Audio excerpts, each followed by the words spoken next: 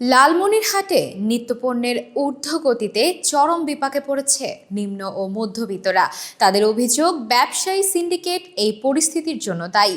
অপরদিকে ব্যবসায়ীদের দাবি, বন্যা এবং আমদানি কম থাকায় পণ্যের দাম বেড়েছে। তবে প্রশাসনের দাবি, বাজার মনিটরিং অব্যাহত রয়েছে। লালমনিরহাটে নিত্যপণ্যের বাজারে গত কয়েক মাস ধরেই অস্থিরতা চলছে। 2 দফা বন্যায় ফসলের ক্ষতি হওয়ায় চাল, ডাল, তেল, ডিম, মাছ, মাংস ও সবজির দাম বেড়েছে। এতে বিপাকে পড়েছেন নিম্ন ও মধ্যবিত্ত শ্রেণীর মানুষ। দিনমজুর ও খেটে খাওয়া সাধারণ মানুষের অবস্থা ত্রাহি ত্রাহি। 1 কেজি আলু যদি কিনে যায় 77 টাকা, 1 কেজি যদি চাল কিনে যায় 60-70 টাকা।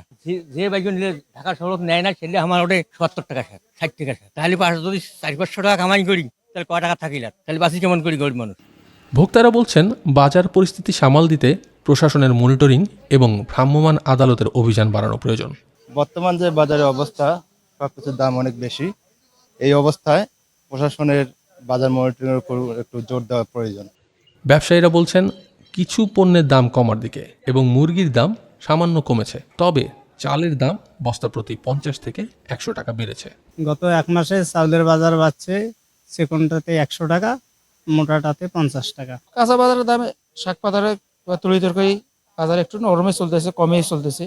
সয়াবিন তেলের দাম প্রতি গত মাসের তুলনায় এ মাসে কেজি প্রতি 35 থেকে 40 টাকা বেশি।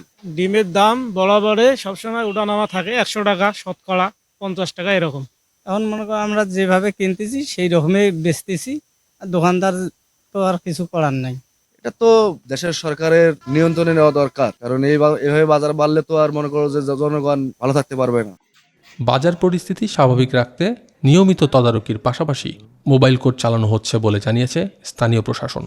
প্রশাসনের বাজার মনিটরিং গুলো করতে গিয়ে নিত্য প্রয়োজনীয় দ্রব্যগুলোর মূল্য তালিকা আছে কিনা, মেয়াদ উত্তীর্ণ কোনো দ্রব্য আছে কিনা, এগুলো দেখে বিভিন্ন সময় মোবাইল কোর্ট পরিচালনা করে আসছে এবং এই ধারা আমাদের অব্যাহত।